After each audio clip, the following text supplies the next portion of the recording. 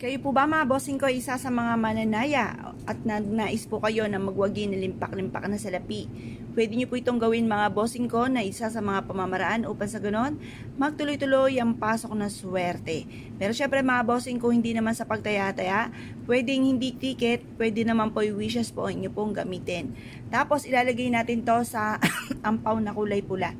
Ngayon pa mga bossing, ang gagawin lang po natin, tayo po ay magwi-wish ng mula sa ating pong puso. Sabihin po natin, nasa pamamagitan nito, tayo po ay mananalo na ng jackpot. Makakamit natin ang lahat ng ating mga pinapangarap. Banggitin ang mga numero na nakasulat po dito or kaya yung inyo nga pong alagang numero na tinatayaan. Sabihin nyo po, mananalo na ako ng jackpot. Ngayon po mga bossing, kung hindi naman pagtaya-taya, i-wish po dito, kumuha kayo ng isang malinis na papel. Pero sabi nga po ay mas maganda mga bossing ko ang kulay brown na papel. Kasi ang brown ay sumisimbolo ng pera. Di ba sabi nila, pag